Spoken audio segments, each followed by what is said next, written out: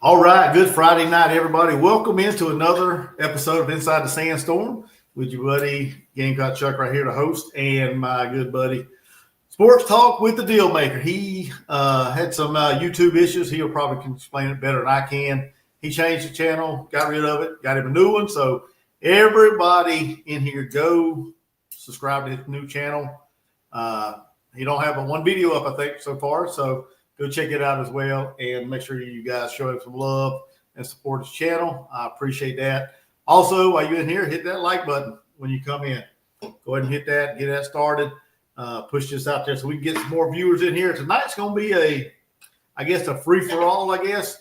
The Sacramento's on a bye, so we ain't got a whole lot to talk about as far as upcoming games or upcoming game for the Gamecocks. So we can talk about, other matchups, what we're looking for this weekend, what we're going to do, just things like that. So, but what's up, Jordan? How you doing tonight? Man, if I'd be any better, I'd be a daisy. How you doing, buddy? Oh, doing well. So been an adventurous adventurous week. My wife, she rescued them 3 kittens. We got a place for them to go on Sunday. We got to take them to Charlotte. Some rescue woman, I guess. She's going to take care of them. She's got a mama cat that's going to take care of them.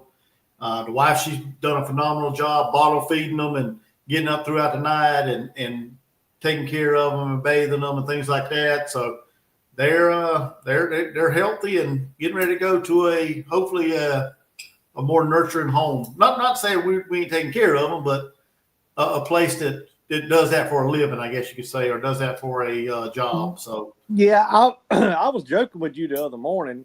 I mean, it was a joke, but I don't know if you knew this, but your wife had put on her Facebook, and my wife had saw it, and she was like, "Did you know about these cats?" I'm like, "Yeah, I know about those cats." And she was like, "Look at them. Aren't they so cute?" And they are cute little kids. They are. They're cute. Oh, yeah. And your wife had mentioned that she had learned how to bottle feed them, YouTube, whatnot, and she was looking for a good home for them, and I'm glad y'all found a mama cat, because a mama will take them in. Yeah. And I mean, I told the wife it's gonna be kind of sad because I've gotten used to them and she's gotten attached to them, but at the same time, we know what's best. I don't want we can't afford a couple of. Mr. Hardass, I don't want these kittens is now all of a sudden sentimental when the kittens have got to go. Well, they kind of grow on you, man. So I don't know. But we're gonna get rid of them. Like I said, we don't have the extra money to be feeding them and taking them to the vet and doing all this stuff, shots and things like that. So we're gonna do what's right and get them into a good home. We got a home for 2 of them, I think. Whenever they get old enough, the lady said, whenever they get old enough to go on their own, they should be able to give them to the people that asked us about them. So the wife actually found a couple of friends that would take them. So as soon as they get big enough to go be separated from their, I guess, brothers and sisters and the mom, then we'll get them to, their house or whatever. So, well, out here in the country, I had a mama cat that we call her Tabby. She had 2 kittens here about 4 weeks ago now, and she just brought them to the house last week. Now they're starting to eat, one of them's eyes kind of half shut. We had to put medicine on it. Oh, yeah. And I think that's normal for kittens. Yeah, we had to do that. The vet gave us some for that, and it's looking good. He's opened his eyes and everything. So, but they do still feed on mama, but they're starting to eat dry food, so won't be long. They'll be hitting on all cylinders themselves. I don't know how long it takes, but I know with dogs, I've raised a bunch of dogs, hunting dogs in my life, but never really raised any kittens. So it's kind of cool to watch them, Yeah, it is. But can't at the same time can't wait to get rid of them. So get them out of our house. And I meant to ask you this, and I know this is way off what we're going to talk about tonight. How did your old cat, your house cat, what's that cat think about the whole deal? Well, we keep them separated, first of all, and He's actually intrigued by them. I mean, he'll go in there and look, he'll go in there and look at them. When the wife's in there like feeding them, he'll go in there and he'll look at them and check them out, and then he'll do his own thing, go about his own business. So the funniest thing I've ever seen in my life was when you and your wife put that harness on your cat, and he refused to walk. Yeah, that's paralyzing, I guess, for that cat. but yeah, I mean, it's been an interesting week. Like I told you earlier, I was out for work Thursday, and it was a clusterfuck of stupidity by the people I work for that really had no idea what they were doing, I guess, first of all. So it was a waste of a day off, killed my overtime, basically, as far as the pay. I still got the hours, but it's not really overtime pay because I didn't work a full 40 hours. So it's been an adventurous week, you know. Oh, welcome, Mark. Welcome, Spin. Yeah. What's up, Mark? Spin, how y'all doing? Make sure everybody hits the like button. We're just talking just random stuff right now. We're going to get into some football here in a minute. Because, like I said, the Gamecocks don't have nobody to play this week. Beamer and the staff, I guess, has been out recruiting. I guess the players have the weekend off, and they'll be back in Sunday, I believe. I think it's what he said. Yes. And ready to lift and get into meetings and film and get ready for a trip to Baton Rouge next Saturday. And that game will either be 7:30, 7:45. As expected, LSU gets what LSU wants. They get a night game. It don't matter. Whenever they come to us, we got to play in the hot-ass Columbia sun, middle of the day. So it is what it is. And then, it's funny how right now the record we're sitting with 3-2. We have yet to play a game earlier than 7:00. And that I think that's gonna feed into our conversation that we have later on in this show. Because I've heard Beamer, people say, is Beamer's seat getting hot? This, that, and the third. No, y'all are smoking something that should be illegal. That's his seat has never been hot. And it doesn't matter if we don't win a game for the rest of the season, which is not going to be true. But no, his seat's not hot, y'all. There's rhyme or reason why we're in prime time every Saturday night. Okay? There's rhyme or reason behind that. Okay. What's up, Sven? Yeah, I'm watching South Florida and Charlotte too. And Charlotte's getting boat race right now, 26-0. But I mean, yeah, I don't know. But they're out recruiting. Hopefully we can. Hopefully it's a productive couple of days off for the staff. Get out there and lock down some visits, lock down some players, and hopefully it's productive. I'm not sure how. I mean, I guess the guys do need time off, but I'm not sure exactly if giving them this much time off is valid the way we're performing right now. So, I don't know. Well, that's just me. Well, and I would 100% agree with you. Now I do agree, and I think you will too, that mental awareness is a very conscious thing in this day and time. Okay, I think you would agree with that, right? Yeah, definitely.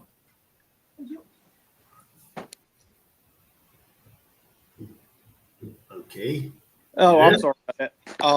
Hey, you ain't gonna finish your statement. Yeah, mental awareness is a very conscious thing.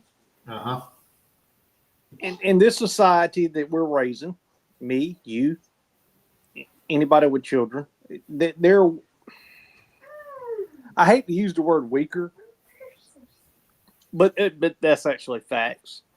And they're weaker not because we're not raising them the right way, because I would be lying by saying that, but they have more at their disposal than we ever had. Yeah. More information, less hard work, more of computer work. You know what I mean? So it makes them a little more Nintendos, PlayStations, whatever, Xbox, whatever they play this day and time. I don't even know what they play anymore. But yeah, it makes them a little bit weaker minded than what we were. mm-hmm. But I mean, truth really be told, that if somebody would have called DSS the way we were raised, some of us. Oh man, yeah. If the way we were raised back then is the way things were done today, yeah, there'd be a lot of parents locked up. Yeah, but I do believe in mental awareness. I'm a strong advocate for mental awareness because it is legit. That is legit. But at the end of the day, with the training I went through, the training you went through, whether it be law enforcement, fire department, with me, EMS, what you went through with the Marines, dude, they didn't hold up on your ass. You was either going to do what they asked you to do or told you to do, not asked. They told you. Yeah, there wasn't no asking. Yeah, you either did it or your ass went home. Yeah. Oh yeah. But in the society we live in today, I do agree with giving them a break. I do. A mental break. But I mean, dang. You can give them a break from Thursday to Sunday? Like what? Yeah, that's crazy. Yeah. What's up, Mark? He said West Virginia BYU tonight at 10:30. Yeah, I'll probably watch that. I'll probably get to watch. I might watch the majority of it. I don't know if I'm gonna watch the whole dang thing. Depends on how bad West Virginia starts getting their ass beat. But no, I'm pulling for West Virginia for one reason only. Because them Mountaineers is one of my teams I pull for because his wife is from West Virginia. Yeah. So I'll be watching it. I mean, I don't know if I'll be watching the whole thing, but I will be checking it out. But appreciate that comment. But yeah, I mean, they got some time off, so hopefully some things get worked out this week as far as coaching, as far as the players' mentality, the play calling. Hopefully they get everything straightened out. Everything just works together. That's basically what I want to see this week. And yeah, I mean, I don't even know where I want to say besides that. I mean, I want to see them improve headed into LSU, and we'll be able to tell this weekend whether or not the hard conversations were had for real, or was it just another one of these smoke screens, I guess, by Beamer, one of these make everybody feel good kind of speeches. I think it's a little bit of both, to be honest. I think it's a little bit of both. Do I think they had hard conversations? Probably. Is he going to tell you about them? No, he's not. No. But I did notice numerous times throughout the game, and we talked about this on Monday, and I'll keep bringing this up, that Lenoris, on 2 occasions, when he ran to the sideline, he actually went to Sean Elliott on the sideline. Yeah, I seen that because yesterday when I was off, thanks to my wonderful employer, the Kentucky South Carolina game was on YouTube TV, and I just happened to turn on. I was watching it, and I actually did see that. I saw him like at the end of the third quarter. I think when Dre Jacobs took that long pass, 59 yards, he came to the sideline and was talking to Sean Elliott. So I did see that during that part. I didn't really pay a whole lot of attention to the whole game while I was watching it, but I did see him a couple of times run to the sideline and talk to Sean. So hopefully, like you said, and like several other people said, hard conversations was had, and shit gets fixed on the offensive line. And in that game, we talked about it on Monday night. Several of the offensive linemen, I ain't gonna say all of them did, but you could actually tell the intensity was there.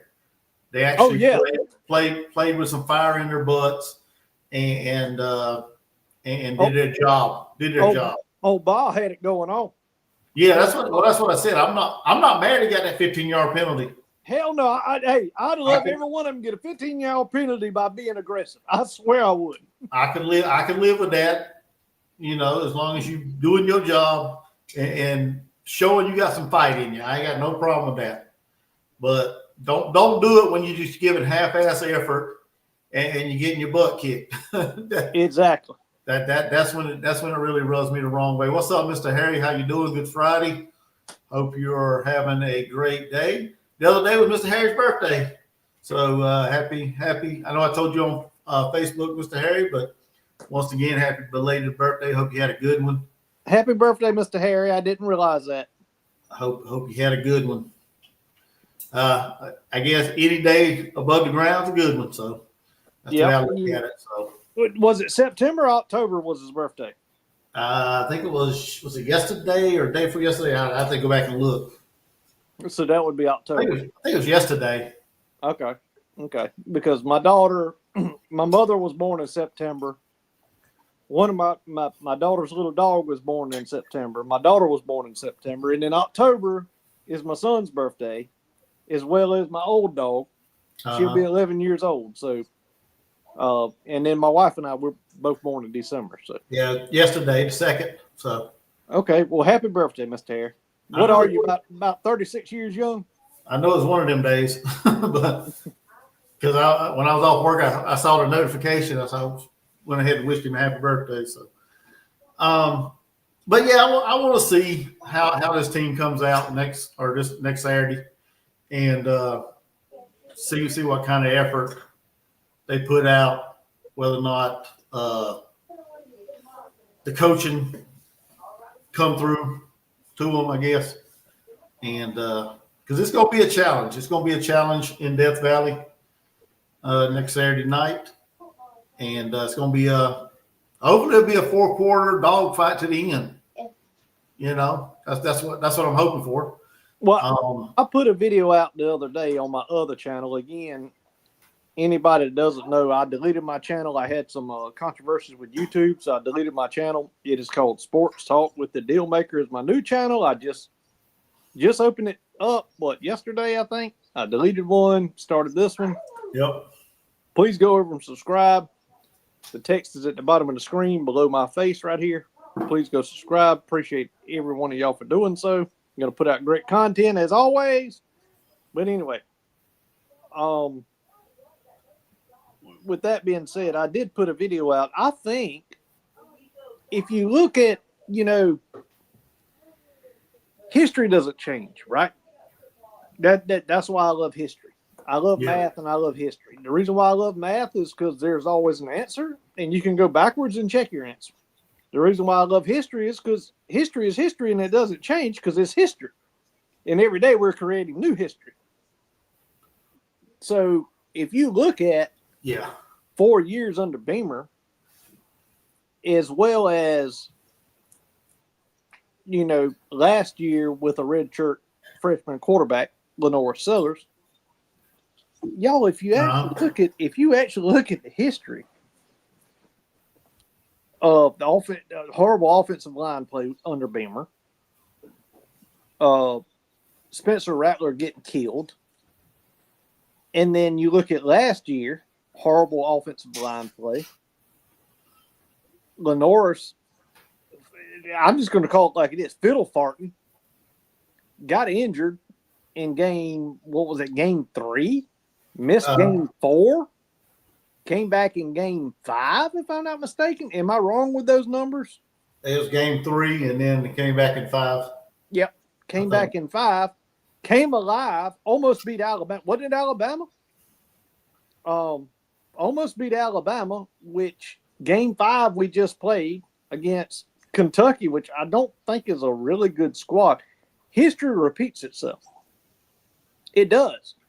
So who's to say that South Carolina has not put the Rocketeer booster on their back at this point with an off week? Yeah. And we come out and be like, holy shit, this is what we expected. Who's to say that doesn't happen? Yeah, man. Like I said, I got to see it. I mean, me too. Me too. I hope they do. I mean, that would be awesome to see. But yeah, you're right. I mean, who's to say shit don't start clicking? What's up, TRD? How you doing, buddy? Devil Dog in the house. But yeah, I mean, who's to say that everything don't start falling into place next week against LSU? Well, and listen, I can bring this up. Look at Georgia. Uh-huh. And Mr. Harry, I think, would probably agree with what I'm about to say. Georgia had all they could handle against Tennessee. Tennessee was ripping that ball up down the field against them. But Georgia did what Georgia does. Georgia went to the ground and pound game. They did. They went to it. They stuck with it, and they won the game. Were they supposed to win the game? I don't know. Shit, that's why you play it. Who gives a shit whether you're supposed to or not? At the end of the day, they won the game. Yeah. But yet when they played Alabama, that damn curse, that halo or that cloud that's over damn Kirby Smart's head, just for whatever reason got wind in it, and he lost his damn brain and didn't do what Georgia does. Who's to say that South Carolina, it's bad as Georgia looked, and they look bad to me. I don't give a shit. They look bad against Alabama. They look great against Tennessee. But at the end of the day, who's to say that South Carolina can't flip that switch as history repeats itself as we've done in the past? That's my point. Yeah. I mean, who's to say? We'll find out, though. I mean, I hope they do. I hope they figure it out and flips the switch on it. P. Digits, what's up? Welcome in. He said hello to everybody. Mr. Harris said we were losing to either UT or Bama, so he thought they were probably going to lose to one of the two. So, I mean, I didn't really watch the Alabama Georgia game, so because we had our game on, I had like the four screen of that game and all the other good games that was on, so I didn't really concentrate on the Georgia game to figure out what happened in the Alabama game. The Tennessee it wasn't good. I can tell you that it wasn't good. They left what they're great at. I mean, they did. Georgia did. And I get what Mr. Harris said, that Kirby over-prepares for Bama because he wants to beat them so bad. Yeah, he's like 1-6 against Bama, ain't he? Or 1-7 or something like that, I heard. But he coached there for how many years? 10, 12, 13? However long it was. But at the end of the day, why? Why do you want to beat them so bad? You are the new Alabama. You are the new Nick Saban, my friend. Why? Nick's gone. You've won 2 national titles in the last few years. Why? I don't just do what you do. Yeah. But yeah, I didn't watch that game, but I did watch most of the Tennessee game, and yeah, they went back to doing what Georgia usually does and got that game. Tiger Red Devil said he thinks Clemson win, but UNC covers. I actually don't think so. I don't think so either. I actually took Clemson in the points. Yeah. As bad as they playing, I don't see anything North Carolina has for Clemson. And I know that game is in Chapel Hill, ain't it? Yeah. Chapel Thrill. Yeah. I mean, unless they just magically become good in North Carolina in Chapel Hill, I don't think the game being close. Let me say this. If a dominant ACC program in football cannot go to a basketball school and win, it's bad. It's bad in football. You know what I mean? Yeah. TRD said every time he thinks that, every time he bets on Clemson like that, or they tend to lose, or he loses. But yeah, I kind of don't like to bet on South Carolina either because I think it's kind of like a bad omen. But I think I do, and Chuck and I we debate about this because there's not a day goes by we don't communicate. But I don't bet on South Carolina because I love South Carolina. I'm actually lying when I say that. I do bet on South Carolina because I love them, and I want us to cover. But here lately, I've been really good at betting the over-under instead of betting like the outright win with the points, minus the points.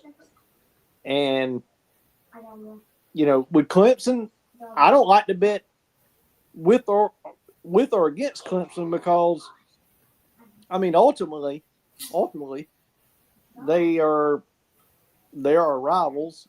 Do I want Clemson to win? Hell, I want them to win every damn game they play, but one, and that's in November. Yeah, we are different.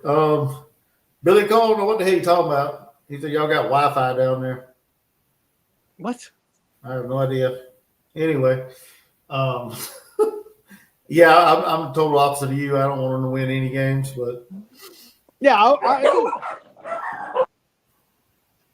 but that's just because I ain't got no family members that like them. I got no family members that go there, so got no dog in that fight. So I could care less if they ever win a game. Yeah. So sorry about that. My dog just sounded off. Yeah, he's going crazy. But they both she's. There's two of them.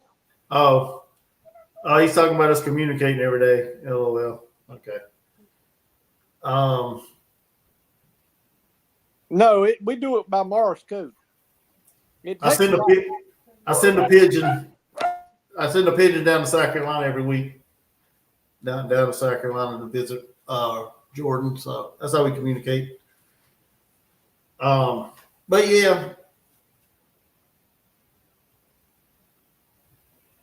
Where'd he go? Guess the dogs are still raising hell. But yeah, I think Clemson's going to cover against North Carolina. I haven't seen anything out of North Carolina, regardless of how Clemson's playing or how bad they're playing right now. I haven't seen nothing out of North Carolina to convince me they can cover that spread at 13.5.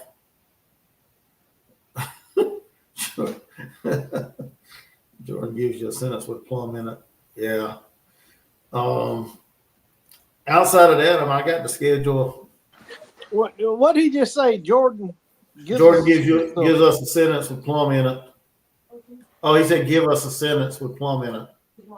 All right, I'll give you one, Mr. Billy. What you just said is plum dumb. What's up, R? How you doing? Asking the question, do we have Wi-Fi down there? That's just plum dumb. R said you should try the Billy's method, the 2 cans and a string. Yeah. But I got the schedule pulled up. If you want to talk about some other games this week, run through them, see what you like. Yeah. You more of a betting man. You more of a betting man than I am. That I am. I just do the pick 'em. I do the pick 'em challenge mainly. So, tell me what you like on the schedule and talk about it, whatever. Can you pop it up on the screen? Yeah, give me 1 second. And I know you can't see that. Give me 1 minute. All right, there you go. Well, we got a couple right now, but you want to get through that. Got some tonight. Don't care about them. Yeah, I ain't worried about tonight. Kentucky, Georgia. They start at noon. Let's see. Iowa State, Cincinnati. I think. Hold on, Kentucky, Georgia. Let's start with that one. All right, go ahead. What's the line on it right now? I hadn't checked since earlier today. Georgia minus 19.5, according to this is on the ESPN website. It may not be right according to everything else, but they're pretty accurate. They keep up with it pretty good. According to everything, it's at UGA minus 19.5. I think that's what it was on the Pick'em Challenge, I believe. It was. What's the under over now? 48.5. Okay, I will tell you take the over in that game because Georgia will score 38 points themselves. Yeah, I would take Georgia. If I was betting on this game, I would take Georgia to cover, and that's what I did on the challenge. I took Georgia to cover. The over-under, yeah, depends on how much Kirby wants to put on Kentucky. Yeah, I think Georgia scores at a minimum 38 points. Do I think Kentucky's going to get blown out? No. They'll score 10 points. So yeah. That's why I say take the over, but I definitely take Georgia minus the points as well. Oh, yeah. Then you got a Big 12 matchup. Iowa State, Cincinnati. This was on the card as well. On the pick 'em, it's Cincinnati minus 1.5. Wow, Cincinnati's giving points at home against 14th ranked Iowa State, and the over/under is 55.5. So that's not a game that I would personally bet on, but on the pick 'em challenge, I took Cincinnati minus the 1.5. Mr. Billy said, "Leave my hat on. There's a glare." Come on, Mr. Billy. Man, oh man. Yeah, I took Iowa State in this game. I don't know. I think Iowa State's one of the front runners in the Big 12 this year. I haven't seen Cincinnati play, so I don't know a whole lot about them. But Jack just chimed in, said Cincinnati has scored every time they've gotten into the red zone this year. Wow. Okay. See, I didn't know that because I haven't really watched them play. I just kind of like Iowa. They're like a defensive struggling team, like a defensive team, like to wear you down and pull it out at the end. Kind of like that Iowa team, you know. They play about the same style of ball, I guess. So that's why I picked Iowa State. I really don't have no dog in that fight. Don't really watch Cincinnati, so I didn't know a whole lot about them. I just went with my gut instinct on that one. Then you got a Big 10 matchup at noon, Wisconsin, Michigan. That one wasn't on the Pick'em Challenge. It was not. Yeah. Where the hell did the thing go? There we go. Yeah, that wasn't on the challenge, so I don't know anything about that one. If you want to chime in on that, if you got any thoughts on that, you can go ahead. Take Michigan, bro. Yeah. Not a game I put my money on, but take Michigan. Yeah. Illinois, Purdue. Yeah, I like Illinois in that one. If I was a betting man on it. I mean, if I was going to bet on it, I would take that line. Yeah. Clemson, North Carolina, 14. Okay, the spread on here looks like it went up according to the Pick'em Challenge. Wasn't the Pick'em Challenge 13.5? Mm-hmm. Yeah, so according to ESPN, it's up to 14.5 now. Would you still take them? Oh, I'd definitely take Clemson. Absolutely. Yeah, I would too. I'll take them to cover that. Absolutely. I don't see North Carolina scoring probably more than 14. 9-10 points. I'd say 14. Me personally. So I don't think what's his name could have his team score that many points. So I like Clemson in that one as far as the spread. Then you got another Big 12, Kansas State, Baylor, a 2-3 team and a 3-2 team. Baylor was what is the under over on that game? 60.5. I would probably take the over. I'd take the damn under. You take the under? I would take the damn under. I'd go over because both of them two teams want to freaking score a bunch of points. I'd take the under. At the beginning of the year, wasn't Baylor like one of the favorites to win the Big 12? Yeah, they suck. They suck. Yeah, I'm sorry. Yeah, they're not living up to expectations this year. And then you got the two service academies, or two of the 3 service academies here. Our Air Force and Navy. So I'm sorry, Mr. Billy. That game was on the Pick'em too. So yep, it was. I'm sorry, Mr. Billy. You Air Force guys, go Navy. Yeah, go Navy. Yeah, Air Force is horrible. But yeah, I took the Navy. They're leading the country in rushing. So yeah, I definitely take the Navy over the Air Force. Yeah, JP says if Clemson loses North Carolina, Dabo's going to yell at the fans again. No, he's got to yell louder than that if he loses North Carolina. He's got to damn the fans. He's going to have to. Which there again, it's kind of like, all right, let's be realistic about it. Let's just be as realistic as we can be. And I said this earlier. There's a rhyme or reason why South Carolina has had 7 o'clock plus games for 5 games is going to be number 6. Dabo ain't going no damn. Dabo could literally get behind the microphone, walk from around the podium, pull his britches down, and moon everybody. And they still ain't going to fire his ass. Okay, yeah. So I wish the naysayers would stop the shenanigans. That is plumb dumb. It don't make no sense. Yeah. Just people hollering, well, if Beamer loses out, he gonna get fired. Bullshit. That is bullshit.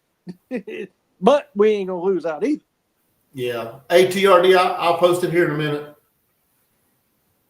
I skipped down because the rest of them games were garbage. Texas and Florida. You think Florida's got anything to stop Arch Manning? You think Arch Manning? Can I be honest with you? You think Arch Manning is going to come alive and live up to his hype? No, sir, brother. No, sir. Now, if Octavian was on here, he literally would lose his mustard right now to hear me say what I'm about to say. Take damn Florida right there. Take Florida with them points. Now, I'm telling you. Take Florida. Well, it's down to Texas minus 5.5 on ESPN. So take Florida with the 5.5. I'm telling you, Florida's going to win that game outright. There you go. Y'all heard it first from the deal maker. I don't have that pick. I took Texas, giving up the points. I don't think DJ Lagway can take Florida because the Manning boy is all hype. Well, I can't disagree there, but I still haven't seen anything good out of Florida, so to make me think they're going to beat Texas. He's got a great name, Arch, just like the Golden Arches. He's McDonald's. He ain't nothing but a Happy Meal. You take Florida now, I'm telling you. I think Jackpot said he don't see that happening. So, well, I didn't ask for your opinion to agree with me. I'm just telling you what's going to happen. Yeah. Vanderbilt, Alabama, top 20 matchup. Can Diego go into Bryant Denny and shock the world again? They're 11.5 underdogs. That ain't happening. Yeah, I took Bama to cover that one. Yep, that ain't happening. I think they're clicking on all cylinders right now, and I think that Florida State loss woke them up, and they're clicking. I think Ty Simpson's doing a great job so far. We'll see. Now I do believe you will see some backyard ball bullshit from Vandy. Oh yeah, definitely. That gimmick shit. You know what I mean? That damn half-ass wishbone lateraling behind you bull crap. But no, that's just Bama's gonna punch him in the throat. And Pavia's gonna be over there. You know, he's about my damn size. He can be over on the sideline crying. You know, that's just that's my opinion of it. There was another game too. Where's it at? What do you think about Virginia, Louisville? Honestly, I like Virginia, man. You know, Tony Elliott's got Virginia rolling. I like Virginia. I like Virginia. They go on the road to L&N Federal. It used to be Papa John's Stadium, wasn't it? Now it's Federal Credit Union Stadium in Louisville. They are 6.5-point underdog. So give me Virginia. Yeah, I like Virginia too. I like the way I like their style of play. I think they'll squeak out a win there against Louisville. Miami and who's that? Florida State. Another big time matchup, prime time, 7:30. And this was a tough one for me.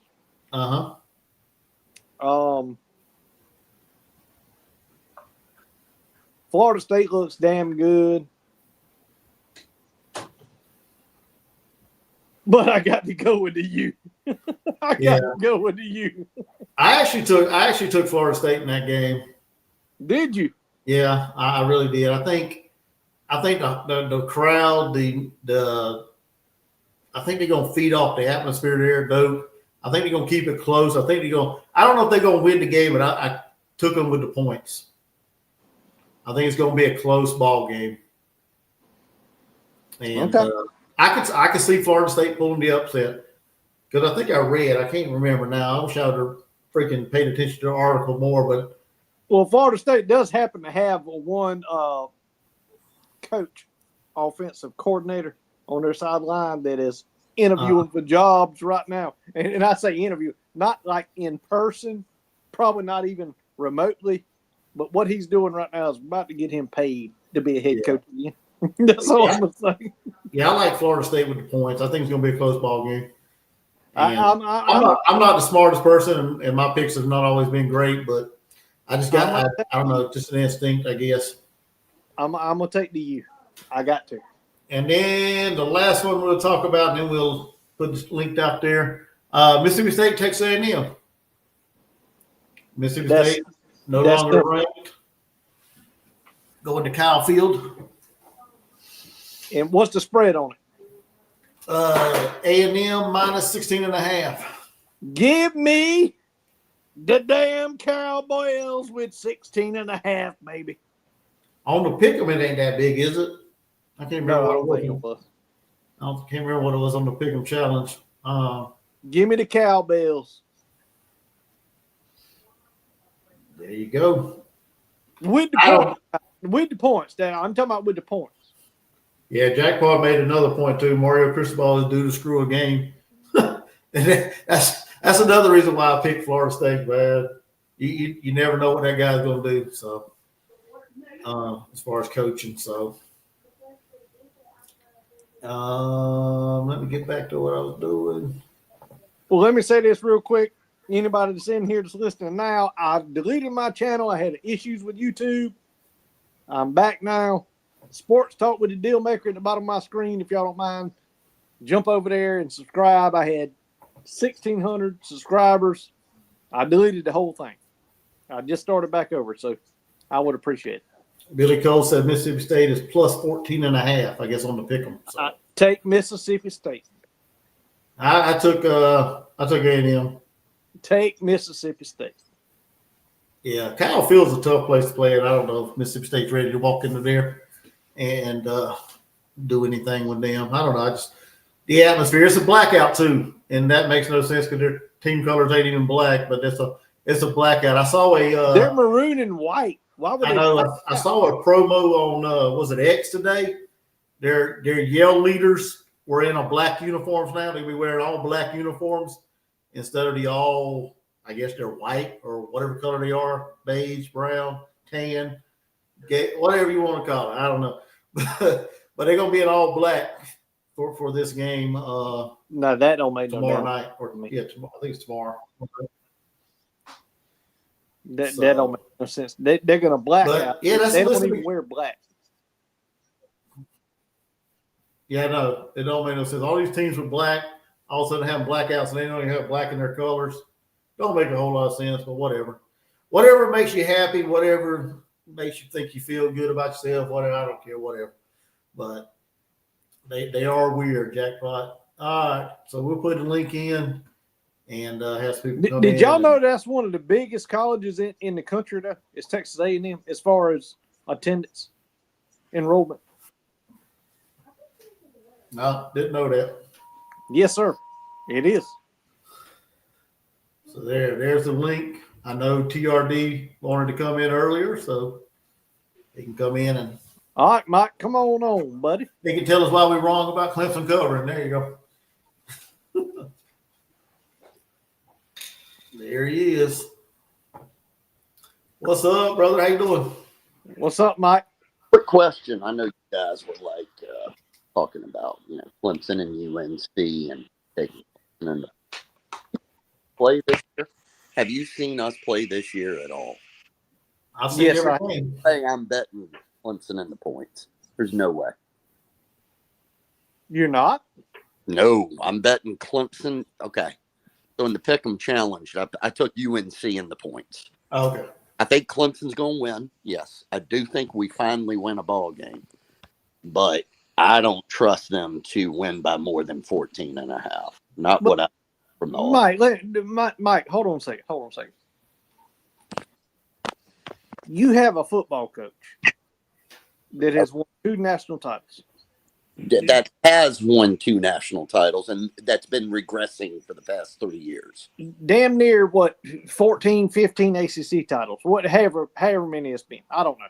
Right. Do you really, really think he is going to go play that clear blue and lay an egg? No, I don't. But I think it'll be a close game, and I think it'll be a close game. I'm not saying lay an egg. No, I don't. But I just don't have enough balls, I guess. I don't have the huevos to go 14.5. I don't. I think Clemson wins by 17 points. I hope you're right, and I hope I lose it. But in the Pick'em Challenge, I bet for Clemson twice, lost both. Every time I bet on the other team, I've won 2 of them. Well, I bet against Clemson the last 2 weeks, so, and I've done well. I bet, dude, you got to remember, we were losing by 20 plus at home against Syracuse, who then lost by 35 points to Duke in Syracuse. Correct. But Duke's not a bad team, but North Carolina's a horrible team. Well, I know. Syracuse is an up and down team. I mean, they got blown out by Duke. They got taken to overtime by Connecticut, and then they beat Clemson. That's like a Jekyll and Hyde of college football. Well, that makes absolutely no sense, their program. Didn't have Angeli against Duke, but yeah. He went out against us early in the third quarter. Yeah. We had 2 quarters without him, and we did nothing. I think y'all win this game very easily. Just being honest, if y'all don't, then y'all worse in the shitters than I thought y'all were. We could lose the rest of the games. If we can finish 1-11, Dabo ain't going nowhere. No, I'm telling you, he could walk beside the podium, pull his britches down and moon everybody. He still ain't going no damn where. Yeah, so I've heard people like, maybe this is Dabo's goodbye year. No, he'll be at Clemson. No. Shit, no. Shit. Hey, South Carolina fans love to say, if Beamer loses out, he's on the hot seat. Bullshit. No, bullshit. They'll both be at the respective schools next year. Yeah. Hey, guess what? They'll be in Hilton Head together drinking the damn toddy during the summertime, okay? Well, I said this on a Rob and Kale show earlier. Do you know those 2 coaches are really good friends? You know that, right? They're very good friends. Very good friends. Yep. Yeah. And again, I'll say it again. They'll be at Hilton Head drinking the damn toddy on their back porches playing golf the next morning together. They'll be at Hilton Head drinking together with everybody else that comes to Hilton Head from Ohio. Exactly. Yeah, Little Ohio. Every time I go down there. Yeah. But you guys have an off week. How you guys feeling about LSU? Honestly, who do you think if you had to pick a winner right now, who would you pick? Honestly. Do you want me to be as honest as I can be? Yes. I think LSU wins by 7 points. I think it'll be a hell of a game, though. What about you, Chuck? LSU wins. As far as how many, it depends on how we play, of course. If we play the defense like we did against Kentucky, I say it's going to be a close game. If we play defense like we did against Vandy, Missouri, we're going to get the shit kicked out of us by 3 touchdowns. It's just a. But I have one crystal ball here, and he's over here in the chat. I want Jackpot to rub his head the whole time he's sitting in the stands in Baton Rouge, Louisiana. That's my crystal ball. Did we end the game? I don't want to talk about Jackpot because he called me a dingling in one of his videos. I have never talked bad to Jackpot a second in my life, and I won't stoop to his level. I still love him, even though he's really mean to me. Tired of it. Anyway. Mike, have you ever met Jackpot in person? No, I've never met him in person, but I'll probably see him at Callaway's in November. Okay. When you meet him in person, he won't say 3 words to you. That's what I met Rob has an SEC bias. I met him in Atlanta for the Manchester United game, and that's what he said, the same thing. Yeah, Jackpot's a quiet person. Yeah. He is, but he's a smart, very, very smart and intelligent. Very smart and intelligent. Who was the quarterback for Western Carolina's 1958 football team? Jack Pot will tell you the starter and the backup. You damn right he will. Damn right. He's very, very intelligent, but in person, he's very quiet. He doesn't say much. Right. And you know what? If you were to walk up to him, he'd look at you and probably grin at you and go, "Man, I was just, I was putting on the show."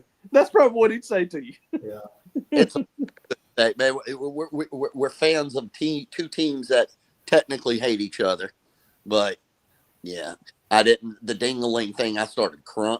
My wife had to console me when I saw that. Your wife had to console you. She did.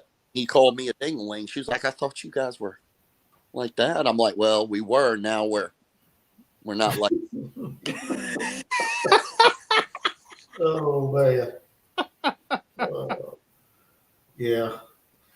No. Hey, well, Mike, let me ask you this question. What's up? You and I, we're on this text thread together, and Jackpot's on it. Look at it. He just apologized to you. See there? You done hurt his feelings. I told you. That apology, I'm going to have to think about. Anyways, go ahead. You and I, you're a Clemson fan. I'm a Gamecock fan. We're on a text thread together. Right. We talk shit to each other, and we did find out. Yeah, the real Death Valley on your video. Yeah, I heard that too. Go ahead. Yeah, but hold on a minute. Oh man. We did find out that me and you, your grandparents and my grandparents have the same damn last name. That we might be kin because we all from Sumter, South Carolina. We could be related. Yes. We could damn well be related. We could. But at the end of the day, when I talk shit about the real Death Valley, I just did that to throw a shot at your ass, to be honest with you. I mean, because truth really be told, anybody that knows history knows that Clemson's Death Valley was the first Death Valley. Yeah, but that's what we're supposed to do to each other. That's exactly. It's like what happens if Williams Bryce falls down? You got about 500 meth heads that die at the same time. Oh my God. Yeah. Oh my God. Yeah. So. I was down there. That place isn't Williams Bryce area is actually not that bad at all. People give it a bad name, but I've never had any issues down in that area. Every time we used to go to the fair, never had one issue. But now I will say this. Now I started going, in the 80s with my father. Right. It was, Mike. I'm just gonna be straight up honest with you. It was the slums down there. Okay, it was not a good area. Right. It was very cheap land. They bought for a little or nothing. It wasn't a good area at all back then. Like when y'all hang on, when you would park down the road. You working for the department? Say what? You working for the department tonight? No, I'm not on shift tonight. I'm drinking beer. Oh, but yeah, that's my radio going on. Gotcha. I'm just monitoring it. Hell no, I'm drinking beer. I ain't going. Going. I hear you. But no, I'm not on shift right now. So no. To answer your question, no. I'm just monitoring. Listening. I'm being nosy. But going back to what I said, that was a tough area back in the day. It was. It was tough. It was tough. Right. When you park your car, you damn sure better lock it. I can tell you that. You damn sure better lock it. Right.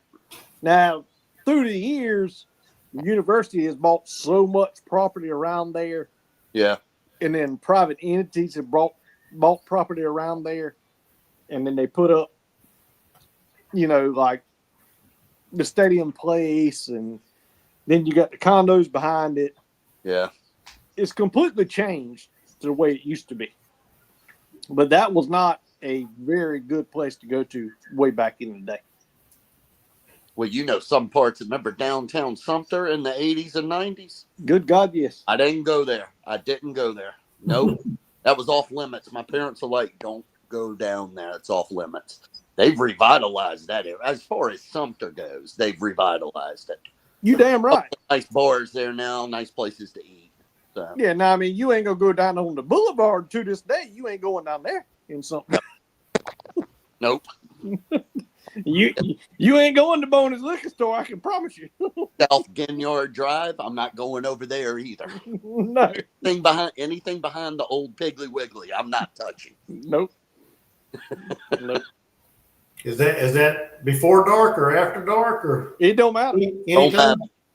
Don't matter. Nope. It don't matter. You will notice when you go to that area. I'm just being honest. Just being honest. You don't belong there. That's what Nope. Nope. You ain't supposed to be there. Now I'm not saying anybody's gonna do anything to you, but right. you can realize real quick that this ain't the area I'm supposed to be in. Correct. But I just wanted to say, hey, fellas, I know you guys will probably be bored. Are you going to do anything on your channels this weekend at all? I thought about doing the Miami-Florida State game. I don't know. If you do it, hey, man, I'll jump on. Definitely. I haven't really thought about it. I guess see what the wife wants to do tomorrow. Right. So if I'm available, if I ain't got nothing going on, I may do the Florida State Miami game. See, this is the shenanigans. Let me bring this up real quick. I don't know who R is. Yeah, or I agree. Or I've been to Baton Rouge, and I agree with you. Death Valley is the biggest. Okay, but I think he was meaning y'all. No. I think you meant Clemson. No, hell no. Come on. No. Go ahead, George. No, I mean, I just, at the end of the day, listen, man, I bleed garnet black, okay? I've got 3 relatives, 2 nieces there. Had one just left there, 2 years ago, went to pharmacy school. Right. Brother-in-law in medical school there. Just a whole family litany of history of the University of South Carolina. But yet my best friend in the whole wide world, which is a doctor in Lexington, he's got a family practice now. He went to Clemson, spent a lot of time up there with him. He was 4 years older than I was. He lived right across the street. One of my best friends in the whole wide world. Went up to Clemson. Hell, we shot skunks out of his apartment, 3rd-story apartment window in Clemson. Okay.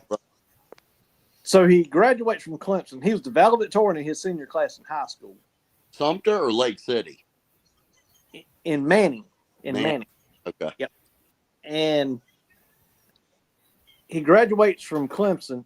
Then he goes to South Carolina to the medical school to become a doctor. So he's in school for like damn near 12 years altogether. You know what I'm saying? He's in school forever. Right. But long story short, when South Carolina fans, Sumter in 74 was the VD capital of the United States, not trolling. Well, you should know because I think you were stationed or your father was stationed at Shaw or something. I don't know. I think his dad was. Yeah. But we really can't talk shit to Clemson fans. As far as football goes, we really can't. If you want to talk about women's basketball, yeah, we can talk shit. If you want to talk about baseball, yeah, we can talk shit. That's something to talk about. Yep. But as far as football goes, they got 3 natties, a bunch of ACC titles. Yeah. We've got 1 ACC title and nothing else to talk about. That's it. Jack Potter, you listening to this? It's the way it's supposed to be. Go ahead. No, I'm just being honest.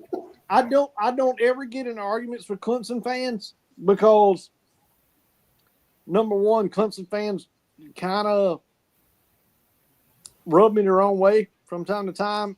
And if I get in an argument and I've had a beer or two, then I might want to fight. You know what I'm saying?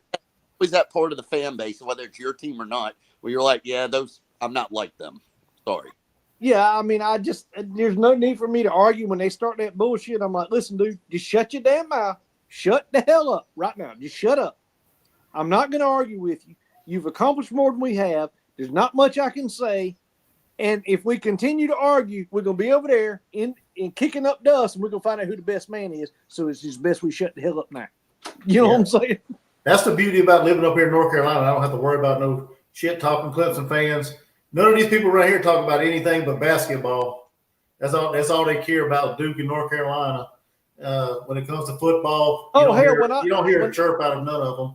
When I lived up there, everybody running around with that LGBTQ blue NC on them. God, yeah. I lived in Virginia.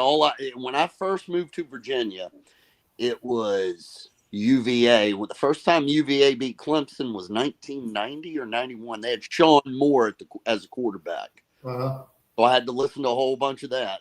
And I got out of the Marine Corps in 98, and I had to listen to nothing but Virginia Tech shit for like 15 years. I don't have to deal with Carolina Clemson stuff up here. There's only a handful of everybody's either a Hokie or a Cavalier. Yeah, I got family to live up in Virginia, in the Stanton. Yeah, it's near Harrisonburg. Yeah. I got family. They die-hard Virginia Tech fans. So I really don't. I haven't talked to them in a long time, so I don't really associate or hear anything from them. But I know they are Virginia Tech fans. So out of curiosity, being from Hokie land, you're not far from it, right? 2 hours 45 minutes east of Blacksburg, 45 minutes south of Charlottesville. Okay, so you closer to Cavaliers. But I would figure that the Hokies are Beamer fans, correct? Frank Beamer. Shane Beamer because of Frank. They're probably rooting for Shane Beamer to do good. They're probably rooting for him to do good so he'll come back to Blacksburg too. That ain't happening. No time soon. I'm not saying it'll never happen. In the near future, it's not going to happen. Yeah. But hey, fellas, I got to get off of here. I got to go do husband shit. So good seeing you guys. Go Tigers. Still don't think we're going to cover the spread. I can do is hope. Hopefully. I disagree with you. Your team is going to win by a minimum of 17. I say at least 20. How many? 20. That's a jinx, dude. I can't. 3 touchdowns. I can't listen to this anymore. I'll see you guys. All right. Thank you, sir. Appreciate you. Good night, fellas. Bye. All right, Mike. Jack Paul wants to know, do y'all think Quarter Zip is going to level up the basketball team this year at all? I mean, it has to be better. Go ahead. What's your take? I'm going to be honest with you. Do I think we're going to be a tournament team? No. Do I think we're going to be better than what we were last year with Michi coming back, running point? We got a few pretty good big men. I think we've got 3 7-foot at a minimum, 3 of them.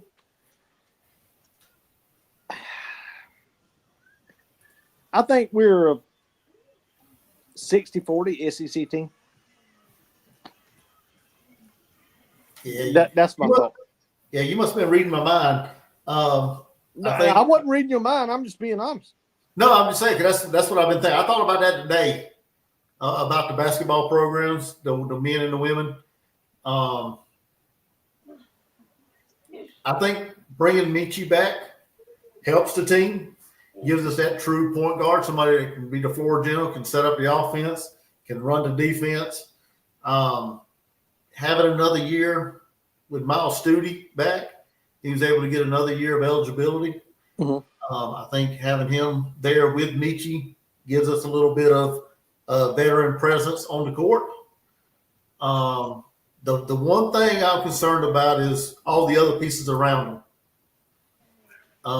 We got some new faces, some transfers, some new freshmen in there, and not sure how they're going to come together before the start of the basketball season. That is, you're right. That's a toss up there. I agree with you. So to get to the tournament, no, I don't think they will. No. I think they will be just because they got that solid point guard. I think they got to find another one because Michi can't play the whole 40 minutes. No. So I think we need to solidify another one, or get another one to step up and be that vocal leader on the court, because that's what we missed last year. I think if we can get somebody to step into that role and be, I guess, productive at it, can show some consistency and some leadership, I think we'll be probably just I'd say a tad bit better than what we were last year. So I think it's going to be some growing pains this year. As far so as, would you say a 60-40 team is what I called us? yeah, maybe 55. Yeah, maybe. Okay. Well, here's what I want to see. Damn the 3-point shot. Then do you have to have the 3-point shot to win? Absolutely. But Well, it helps with the inside game. You can't. We couldn't hit the 3-point shot last year, and it deleted the inside game because everybody was playing the inside game. Yeah. And that's what hurt us so bad. So my thing is, I want to see Will Smith, aka Quarter Zip, aka Lamont Paris, play defense and dirty up ball games again. Because that's what he did. Yeah. And last year, our defense sucked, dude. Our shooting sucked and our defense sucked. And I'm like, what the hell? What the hell are we doing? Yeah, I think it was the lack, like I said, lack of point guard, true point guard, lack of leadership on the team last year. Didn't really have anybody to step up and take control of the offense or the defense to get them set in defenses. I think with Michi back and Studi back, I think that gives us a good foundation for that. The schedule doesn't, like the non-conference schedule, I'm looking at it right now. To me, it's not the toughest, I guess you could say. We got an exhibition game at the end of this month. We do. In Greensboro against NC State. Yep. So I may do a live reaction of that if I can get it on the TV. I'm not sure if it's going to be broadcasted on any kind of streaming service or whatever, but I will be doing that one. And then I will be doing the girls' game if I can get that one as well. That will be October the 30th against North Carolina in the ATL. Interested to see that one as well. But going back to the men's schedule, we got North Carolina A&T, Southern Miss, Presbyterian, Radford, Butler, Northwestern, Charleston Southern, Virginia Tech, Stetson, Citadel, Clemson, South Carolina State, and Albany. Well, most of everything we just named is from Virginia to South Carolina. Yeah, North Carolina too. Yeah, a little bit. Yeah, the southeast area. That's what I'm saying. From Virginia down to South Carolina, that's most of the teams we're going to play right there. Most of them, yeah. Jackpot said, yeah, they are playing an exhibition game against North Carolina State, the 26th in Greensboro, I believe it is. So that'd be an interesting game. And there won't be they'll keep score, but it won't really, I guess you could say they keep score, but there ain't no score, because it doesn't count. No stats really count. So it's just an opportunity to see where the guys are. I think that'd give a good test. That's where Will Wade is now. Used to be the coach of LSU. He's at NC State now, so should be a good matchup between the Gamecocks and the Wolfpack. What do you think about women's? I mean, I have my opinion. The women's, I'm excited to see what they can do, man. I think their off-season acquisition of Medina Okot from Mississippi State, I think if she can play to the potential that Dawn Staley wants her big to play at, I think this is a team that can get back to the championship, to the Final Four, championship level. We're in 100% agreement there, right there. But if she comes in and she doesn't, this could be a team that gets bounced in probably the Elite Eight, Final Four.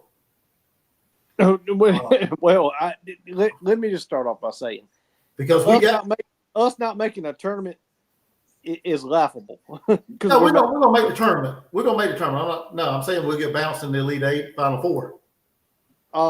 What I'm hoping into these younger players and these transfers, when they play the gauntlet of the SEC, do I think we lose a couple games? Yeah, I do. I do. In the regular season, I do. I think we'll lose a couple. But at the end of the day,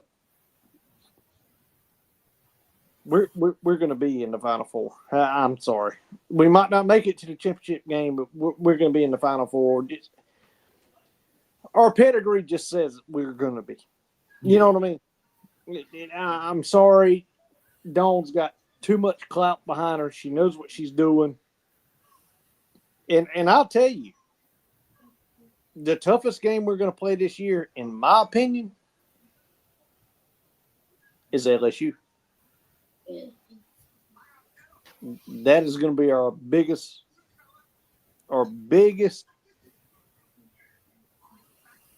conference woe this year. Let's see here. Hold on. Let me get the schedule up because I think I might disagree on that one. Oh, please, Tim. Well, let me get it up. There we go.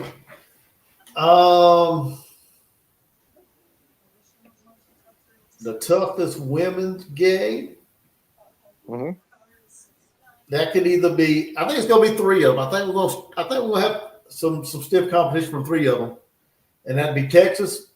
We got Texas at home. That's the good thing about that. We got Texas at home. Yeah, we got that. Well, I wouldn't say we got it, but we're at home, so we have. We're at home, but that still. Yep. LSU on the road and loss. And Kentucky.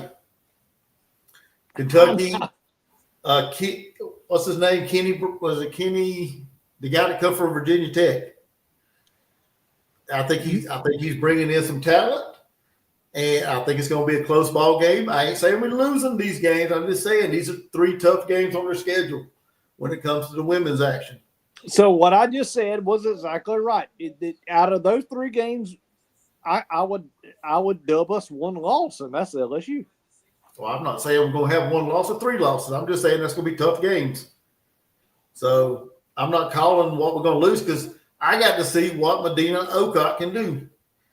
If she comes in and she's not what we think she could be in the post, we could probably lose all three of them games and probably a couple more. Oklahoma's a good team in the SEC. Freaking Mississippi State plays pretty good. Ole Miss usually gives us a fit. They have the last several years. I mean, like I said, everything. The success of this season, in my opinion, hinges on the post. Oh, it does. It does. That's what we didn't have. You know, we didn't have that. Now we got talent around them. Raven Johnson's back. Maddie McDaniels is back.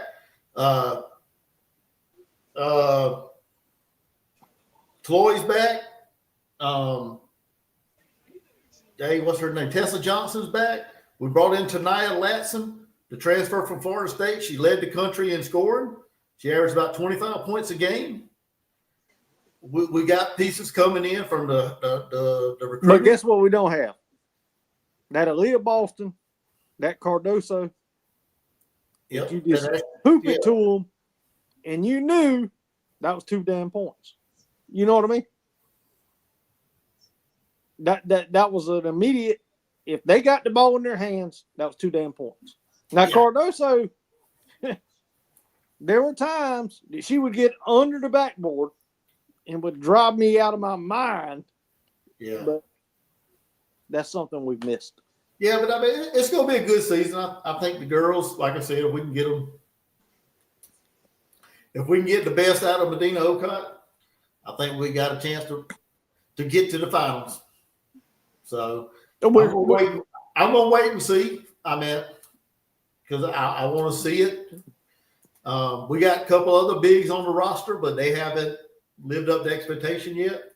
One of them was hurt coming out of high school. She had to rehab, so we'll see. But yeah, that's what I think about the girls. The guys, like I said, a little bit better than last year. I wouldn't say final or no NCAA tournament, but yeah. Hope said, "Are we gonna wish you a happy birthday in December? You gonna wish me a happy birthday? Because my birthday's in December too. But that makes 3 of us then. Mine's in December as well. So is my wife." So Jackpot said this Charlotte team is bad. A few years ago, I thought they were turning the corner. Yeah, they're awful. My son, he says he don't even like going to the football games. he says it's like going to a high school stadium. It's so small. Well, I do want to say this. I'm ready for basketball too, there, Michael. Saturday LSU game, Saturday night, next Saturday night. I know Jackpot's going to be there. Oh yeah. What's up, Ryan? Which means the fan reaction live stream is probably going to be good, but yet I'm going to be at Coastal Carolina. My daughter is dancing with the dance team at the halftime show at Teal Nation. This weekend or next weekend? Next weekend, yeah. And the game kicks off at 7 o'clock. Oh, So, man. yeah, just found it out yesterday that it's a 7 o'clock kickoff. So with that being said, I will be on my phone, but I'm not going to be. I will join in, but not when my daughter's performing. You know that. Oh, yeah, you good. But y'all might see a lot of Teal Nation in the background. Well, I'll get through it, I'm sure. But I'll be here doing it. So, but yeah, I mean, I'm ready for basketball. I'm ready to see what kind of improvements we do on the football team on the way to LSU when we go to LSU. Our game is at 7. I didn't know they had announced it. Oh, really? Well, I thought they wouldn't announce it until after this weekend. I didn't. Jackpot said the game's at 7. Here you go. Jackpot, do not Google a damn thing. Maybe he thought that's what you said. Maybe that's what he thought you meant. Our game was at 7. No. I think our game's later than 7. But Coastal Carolina kicks off at 7. Oh, okay. And that's the game I'm going to be at. Oh, okay. Yeah, I think that's what I think he was a little, I guess he misunderstood what you were saying there as far as the time. Yeah, I got a trivia for you and Jackpot and anybody else that wants to hear it. Name, as far as attendance, name the 3 biggest schools in the state of South Carolina in order. What are you talking about, like enrollment? Enrollment, yeah. God, I'd have to think of all the damn schools. Well, just name 1 through 5. I would say Coastal's probably up there in the top 2. Actually, it's South Carolina and Clemson. Used to be College of Charleston, but Yeah. Coastal has surpassed them. I think it's South Carolina, Clemson, Coastal, College of Charleston, and then you just start dropping down. You know what I mean? But Coastal is a whole lot bigger than people. I mean, they're nationally recognized now. I mean, with the football team years ago, and now baseball. Yeah. I mean, shit. When was that in the teens? They were in the World Series, and they were back there again last year. Yeah, I mean they got some national recognition when it comes to stuff like that. Baseball's helped put them on the map. So, and then Jamie Chadwell's of the country, of the world. Where the hell's he at? What school's he at? Is he at App State or East Carolina? Where's he at? No, he's not at App State because Dow Logan's App State. Where's Jamie Chadwell at? I don't know. Jackpot might know. Jackpot, where Jimmy Chadwell at? Is he at Liberty? Is he at Liberty? I thought maybe. Hold on. TRD said, "Don't forget." Yeah, Liberty. That's what R said. Yeah, Liberty is one of the largest enrollment. They have like that online. They have that online stuff as well. So yeah, he's at Liberty. So he's finding the Lord, which ain't nothing wrong with that. But TRD said, don't forget about North Greenville. They have a dominant baseball team for their division. Yeah, Landon Powell. Ain't it Landon Powell? Yeah, got that team rolling. Yeah, why we can't get a damn coach that came from us? What's up, Mister? You mad, bro? How you doing? That's first. I think it's one of the first times I've seen you. I know you commented on my videos. He's a Clemson fan as well, if I'm not mistaken. I think I'm right.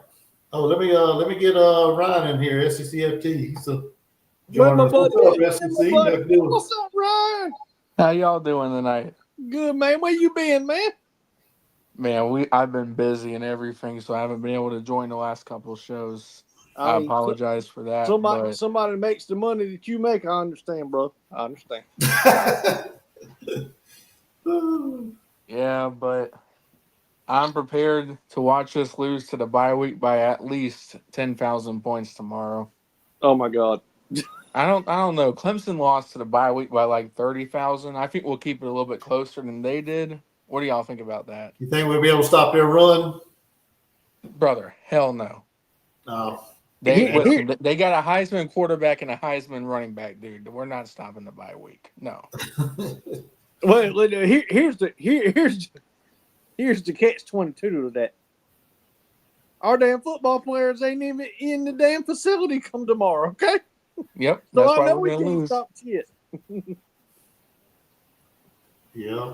They give them a whole weekend off, and I commented on this earlier. I believe in today's society, and Ryan, you know this. And, I respect you so much, but the world we live in now, these kids are weaker than the way I was brought up. Jackpot, TRD, Roy, Chuck, everybody. I can just name everybody. And I believe in mental break. I do. Because I think that is healthy for one mentality. Mental breaks. I think it's very healthy. Yeah. But guess what? You don't give them from Thursday to Sunday off. Thursday to Sunday? Thursday to Sunday. They're off. No. OFF off. Not lifting weights. Mm-mm. They go home. They sing Kumbaya. They get drunk with their friends. Hell, a couple of them might get locked up. Who the hell knows? I don't agree with that. I don't agree with giving them that. They out there hanging with Lonnie. Yeah, maybe. Yeah, they over there cooking brats with Lonnie. Yeah. Yeah. Yeah, I don't agree with that one bit. Not that long. Maybe 2 to 3 days. Maybe like 2 days, but not that much. No. That's too much. Fire in the morning. When I went to the police academy and the fire academy, they gave us, I think I had 2 days off. In the first 6 weeks, I had 2 days off. And we were so damn scared to do anything because they freaking kill us if you did something wrong. We didn't have a day off to the day before graduation. We had 2 days off in the first 6 weeks. 2 days. We got yelled at from day one to pretty much the last day you was there on the island. And then we came back. We got the 2 days off. They gave us the 2 days off. And we couldn't do much. Your spouses would have to come visit you. But you weren't up at like 3:30 in the morning and going down at like 12 with a couple hours sleep. They gave us legitly like the days off. But you were too scared to even really do anything because if you messed up this much, you were out. You know what I mean? Yeah. Jackpot says something I really agree with. I would have told him you're not getting any days off since you lost to Vanderbilt. Yeah, I 100% agree. I agree with Michael Lynn. I think Trayvon Bob needs to be a leader on that offensive line. Damn right. The way he played the other night was physical, intense, played past the whistle. I mean, that's what we've been missing all year through 4 games prior to the Kentucky game. He needs to step up and be that leader and be that dog on the offensive line to get these guys going. And they need to quit being scared of each other and get in each other's ass and hold everybody accountable, hold each other accountable. I tell you what, if every offensive lineman blocked till after the whistle and got a personal foul for 15 yards, 15 damn yards, and we lost the game, you know what I would say? At least we got some grit, some want to. Offensive line. I would not be angry. And that's what he did. He blocked the guy just like Michael Orr did in the damn movie. He just blocked him all the way to the damn across the sideline. Yeah. So be it. That shows determination. Mm-hmm. Yep. Where were you taking him? He said, to the bus, coach. It's time for him to go home. Somebody put it in the comment section when they threw the flag. I think you said, what the hell just happened? I said, dude, he just blocked him all the way to the bleachers. And somebody said, it was time for him to go, taking him to the bus, coach. Yeah. What's up, David Green? He wants to know if Sean Elliott, the QB coach now. No, he's not the QB coach. But I think he's the offensive line coach. I think the way the guys played Saturday, I think he's got a part in the offensive line. Mm-hmm.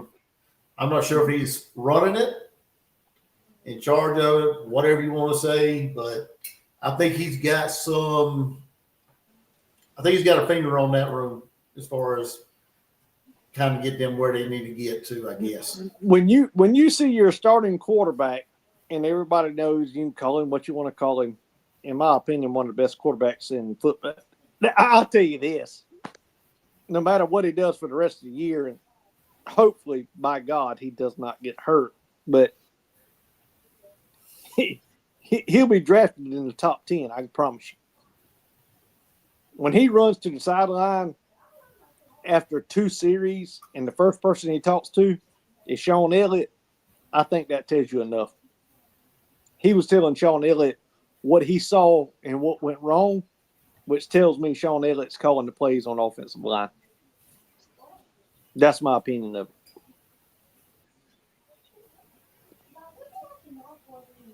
Well, I saw both of y'all's last videos, and I will say something. I saw your video, Jordan, before. I don't know what happened to your channel, man. Your channel's not there anymore, bud. I don't know if you've noticed that or not. But yeah,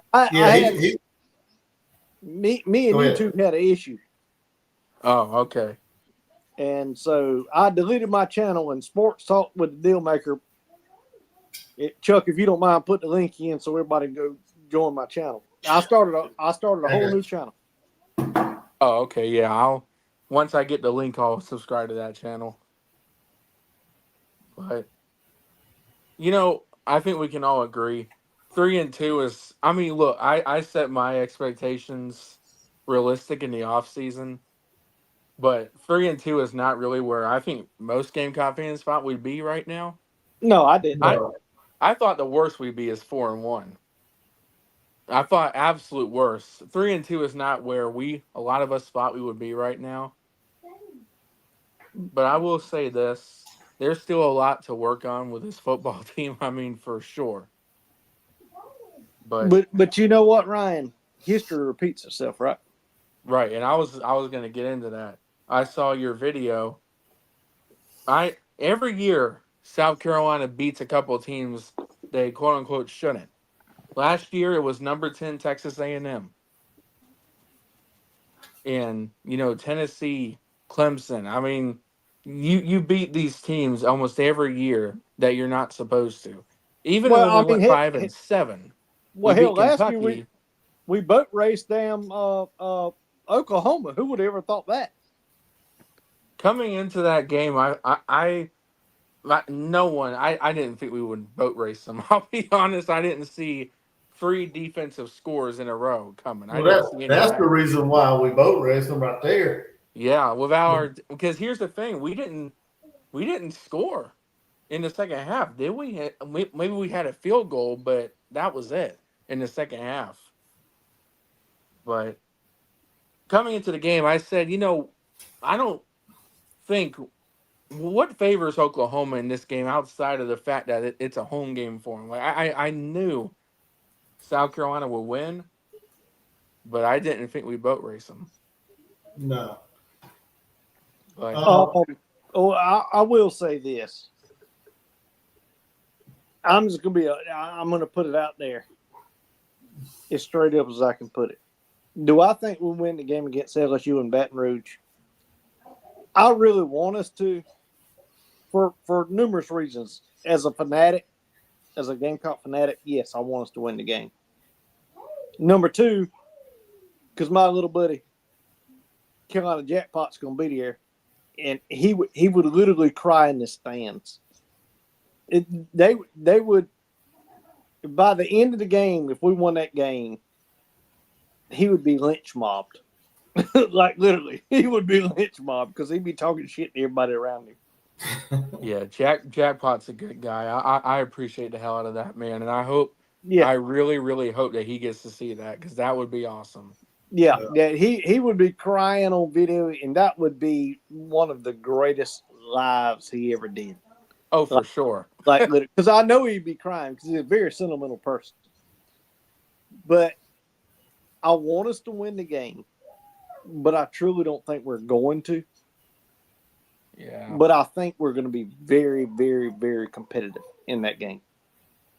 Me too, because here's the thing. Not to cut you off, LSU doesn't really have a good offense. They really don't. But no, that Nussmeier is no shit. Yeah. Mm-hmm. They don't have a good offense. Our defense did some nice things against Kentucky. Kentucky's no good. We all know that. They're terrible. But take nothing away from the defensive performance. It was good. But I'm still worried about our offense going into that game because LSU still got a top 10 defense, I would say.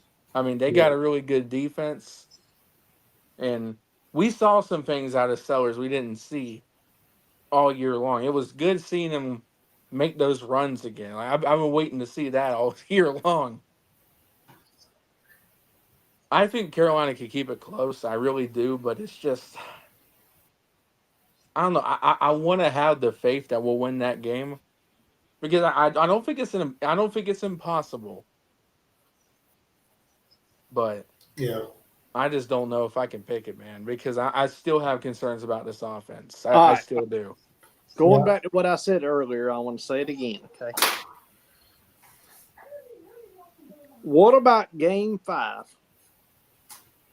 with Lenore's? Knowing the history of Lenore's redshirt freshman last year. Seeing what happened in Game 1, 2, hurt in 3, missed 4, came back in 5, and became Superman. What about that shocked you? None. History repeats itself. Remember that. History repeats itself. So everybody wants to call for the damn play caller's head. I get it. I understand where everybody's coming from. Okay, I do.